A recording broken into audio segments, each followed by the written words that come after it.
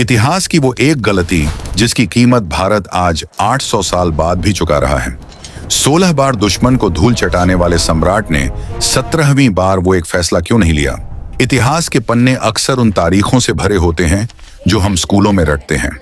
पानीपत की लड़ाई, हल्दी घाटी का युद्ध, बक्सर का संग्राम। लेकिन स्याही से लिखे इन पन्नों के बीच आंसुओं और खून से लिखी कुछ ऐसी लाइनें भी होती हैं जिन्हें अक्सर मिटा दिया जाता है। क्योंकि इतिहास केवल वो नहीं है जो जीता गया, इतिहास वो भी है जिसे माफ कर दिया गया। जरा एक पल के लिए अपनी आंखें बंद कीजिए और सोचिए, 12वीं सदी का हिंदुस्तान, सोने की चिड़ियां, ज्ञान का केंद्र और वीरों की धरती। लेकिन फिर एक रात आती है, एक ऐसी रात जिसका अंधेरा अगली कई सदियों तक इस देश के नसीब से नहीं छंटता। हम सब ने बचपन से पढ़ा है कि तराइन के मैदान में 2 युद्ध हुए थे। पहले में पृथ्वीराज चौहान जीते और दूसरे में वो हार गए।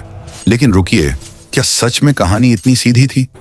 अगर मैं आपसे कहूं कि वो आखिरी हार एक युद्ध का नतीजा नहीं बल्कि एक ऐतिहासिक पछतावे का नतीजा थी, तो अगर मैं आपसे कहूं कि तराइन के उस खूनी मैदान में हारने से पहले भारत का अंतिम हिंदू सम्राट अपने सबसे बड़े दुश्मन को 1 बार नहीं 2 बार नहीं बल्कि 16 बार, जी हां 16 बार जीवन दान दे चुका था, तो क्या आप यकीन करेंगे? आज 800 साल बाद सोशल मीडिया से लेकर चाय की टपरियों तक हर युवा के मन में एक ही सवाल है, एक ही टीस है कि आखिर क्यों एक शेर ने एक लकड़ बग्घे को बार बार जिंदा छोड़ा? जब दुश्मन आपके पैरों में पड़ा हो, निहत्था हो और अपनी जान की भीख मांग रहा हो, तो उसे छोड़ देना महानता थी या भारत के इतिहास की सबसे बड़ी कूटनीतिक भूल?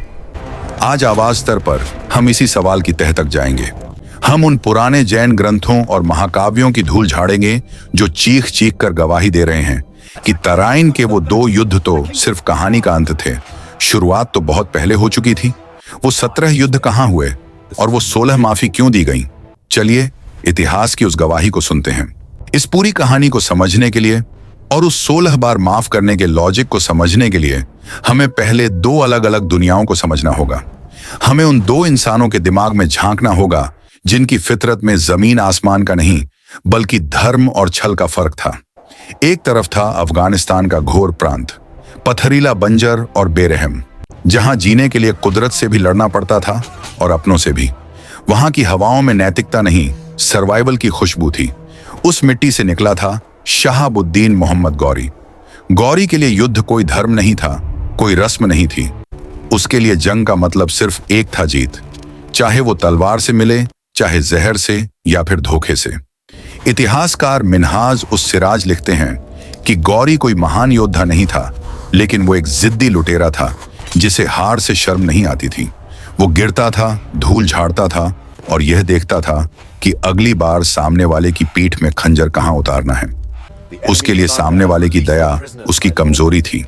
वो हारने पर आत्मग्लानि में नहीं जाता था, वो जानकारी इकट्ठा करता था कि राजपूत कैसे लड़ते हैं, उनके हथियार क्या हैं।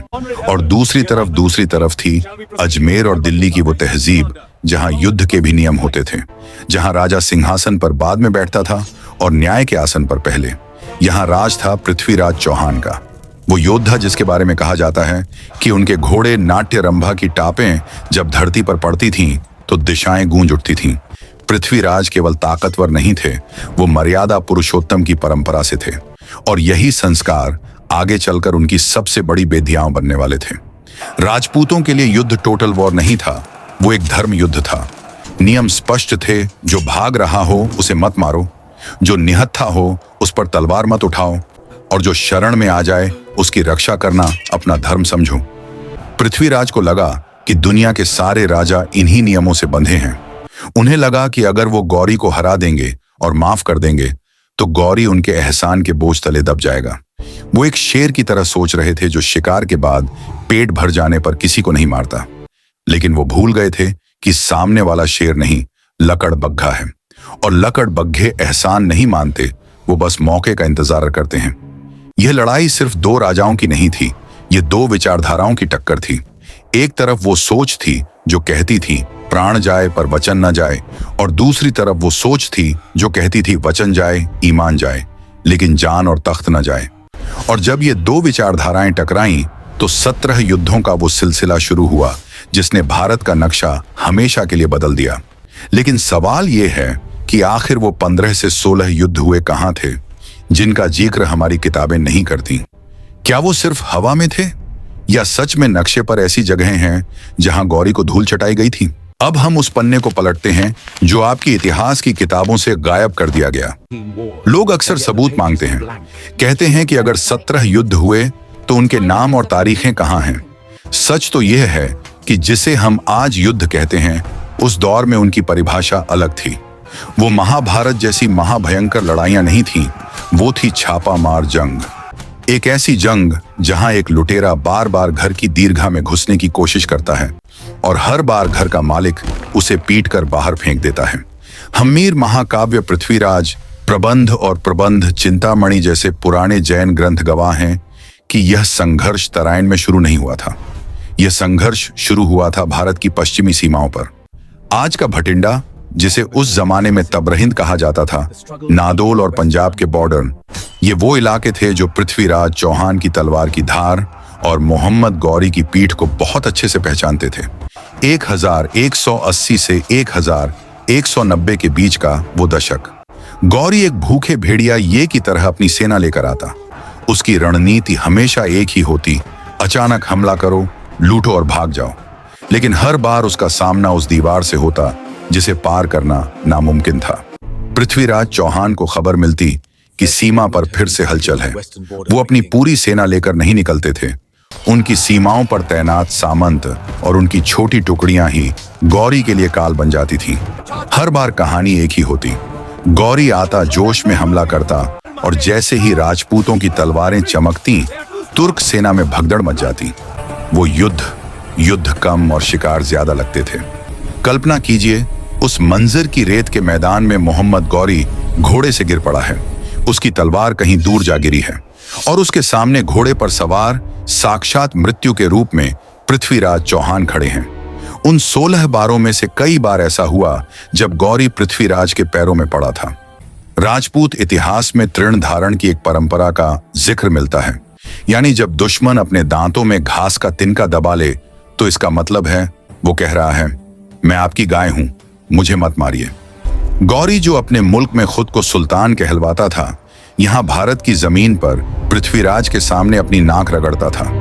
वो कुरान की कसमें खाता, वो अपनी मां की कसम खाता, वो गिड़गिड़ाता कि बस एक बार जाने दो, कसम खुदा की इस तरफ आंख उठाकर भी नहीं देखूंगा।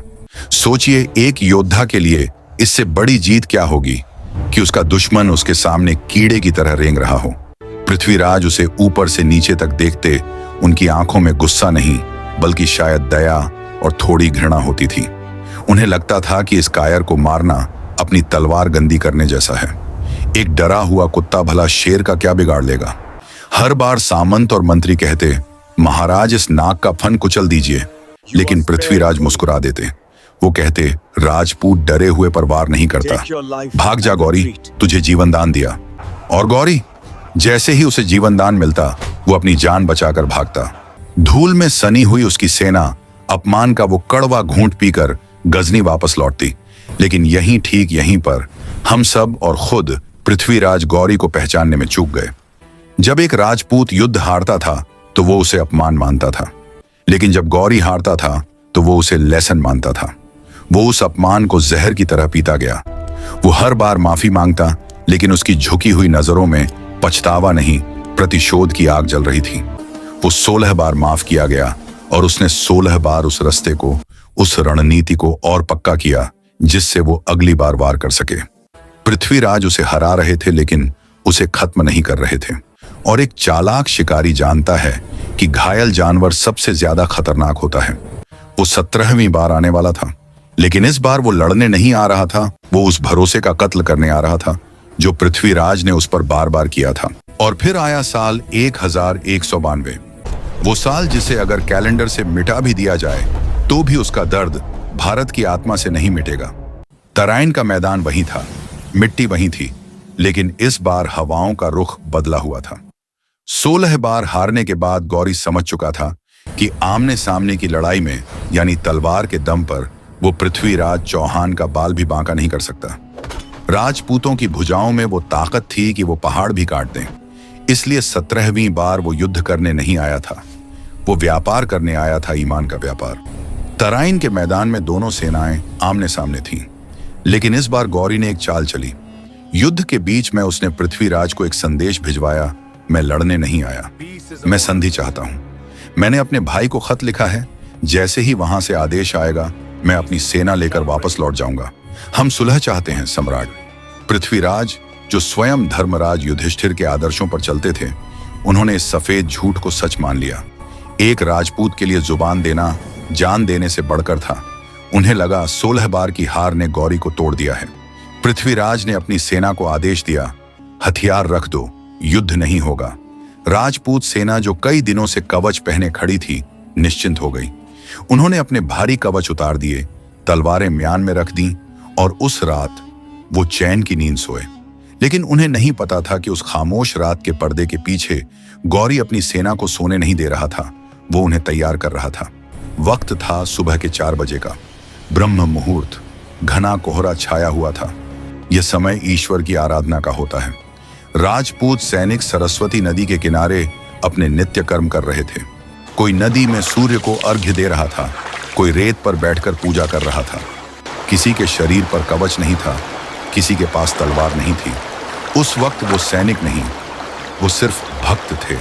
और ठीक उसी पल धोखे का वो तूफान आया जिसने सब कुछ तबाह कर दिया। अचानक सन्नाटे को चीरते हुए हजारों घोड़ों की टापें गूंजी। जब तक कोई कुछ समझ पाता, गौरी के 10,000 तीरंदाजों ने तीरों की बारिश कर दी।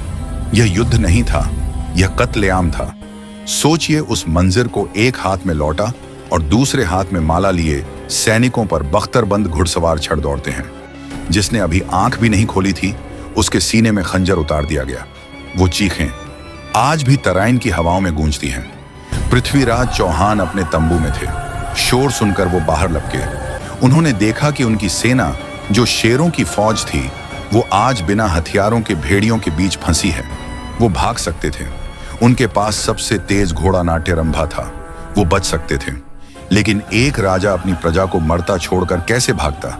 वो उस अराजकता के बीच कूद पड़े, बिना कवच, बिना पूरी तैयारी के। वो अपनी बिखरती हुई सेना को समेटने की कोशिश कर रहे थे, अपने सैनिकों का मनोबल बढ़ा रहे थे। वो लड़े, एक देवता की तरह लड़े, लेकिन धोखा इतना बड़ा था कि संभलने का मौका ही नहीं मिला। गौरी की सेना ने उन्हें चारों तरफ से घेर लिया। वो हारे नहीं थे, वो दबोचे गए थे। शेर को पिंजरे में तब कैद किया गया जब वो अपनों को बचाने में व्यस्त था। जिस सम्राट की तलवार की चमक से दुश्मन की आंखें चौंधिया जाती थीं, आज उसी सम्राट को धोखे के जाल में फंसाकर रस्सियों और जंजीरों में बांध दिया गया। उसी शाम भारत के सूर्य को, दिल्ली के रक्षक को एक अपराधी की तरह जंजीरों में जकड़ दिया गया। गौरी उन्हें एक ट्रॉफी की तरह, एक नुमाइश की तरह अपने साथ घसीटते हुए गजनी ले गया। पीछे छूट गया वो भारत जो अब सदियों तक गुलामी की जंजीरों में जकड़ा जाने वाला था। लेकिन पृथ्वीराज की कहानी अभी खत्म नहीं हुई थी।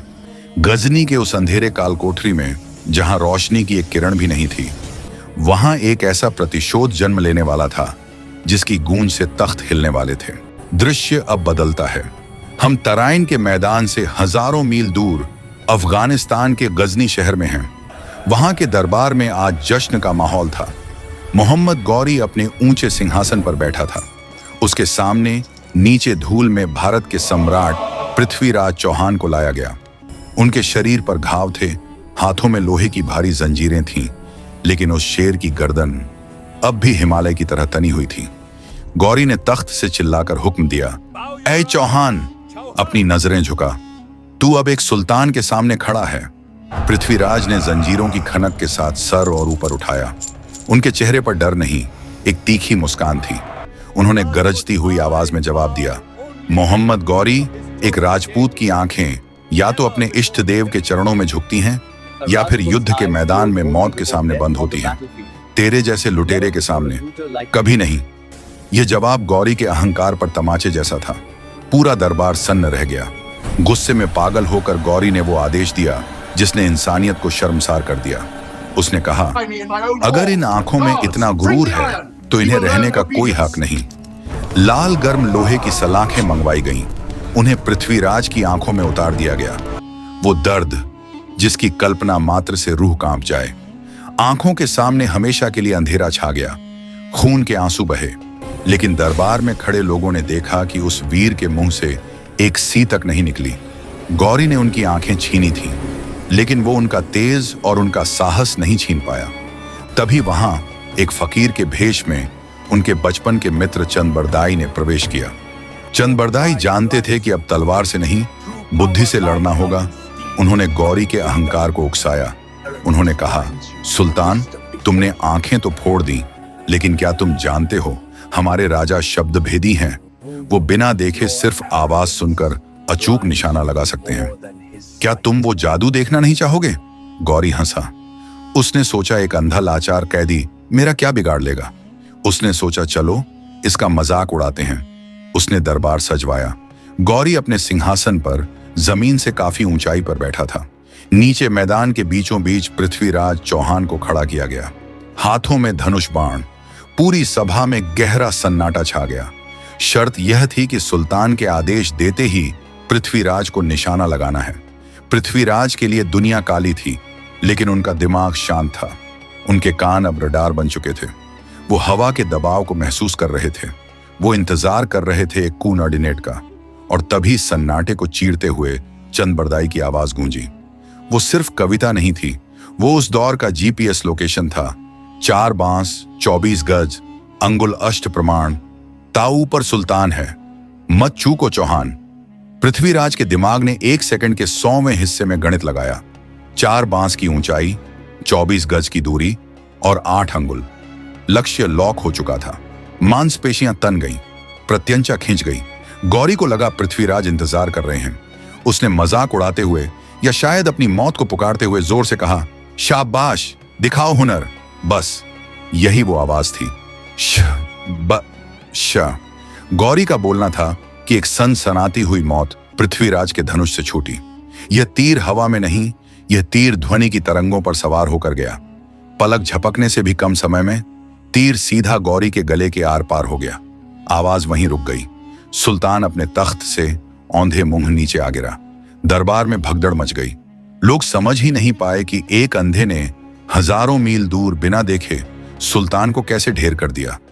यह सिर्फ एक हत्या नहीं थी, यह न्याय था। 16 बार माफ करने वाले हाथ 17वीं बार भी चूके नहीं। दुश्मन के हाथ आने से पहले चंदबरदाई और पृथ्वीराज ने एक दूसरे को कटार मारकर अपना बलिदान दे दिया। वो गिरे जरूर, लेकिन हारे नहीं। उस दिन गजनी की मिट्टी पर 2 शव पड़े थे, लेकिन जीत भारत की हुई थी। एक महाविजय जिसने साबित कर दिया कि शेर की आंखें छिन सकती हैं, लेकिन उसका शिकार नहीं। पृथ्वीराज चौहान और चंदबरदाई उस दिन गजनी की मिट्टी में मिल गए, लेकिन जाते जाते उन्होंने दुनिया को एक ऐसा संदेश दिया जो सदियों तक गूंजता रहेगा। आज हम और आप 800 साल बाद एसी कमरों में बैठकर उन्हें जज करते हैं। कुछ लोग कहते हैं कि वो इमोशनल थे, कुछ कहते हैं कि उन्होंने इतिहास की सबसे बड़ी गलती की। लेकिन दोस्तों, याद रखिएगा, माफ करने का हाकी और हिम्मत उसी के पास होती है जो ताकतवर होता है। कमजोर माफ नहीं करता, कमजोर सिर्फ सहायता है।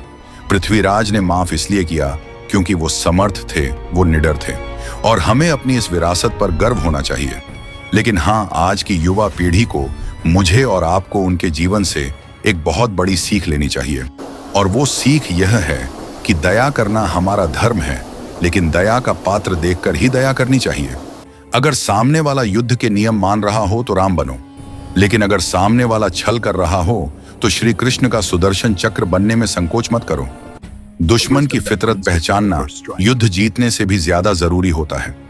सांप को दूध पिलाना दया नहीं, आत्महत्या है। अब मैं यह फैसला आप पर छोड़ता हूं।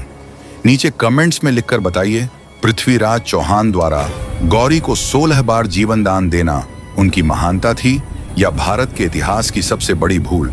हम आपके हर कमेंट को पढ़ेंगे। अगर इस कहानी ने, इस बलिदान ने आपके रोंगटे खड़े किए हैं और आपको अपनी मिट्टी पर गर्व महसूस कराया है, तो आवाज जानतर को अभी सब्सक्राइब करें, क्योंकि यह सिर्फ एक चैनल नहीं है, यह एक मुहिम है भारत के उस इतिहास को आवाज देने की जिसे पन्नों के नीचे दबा दिया गया।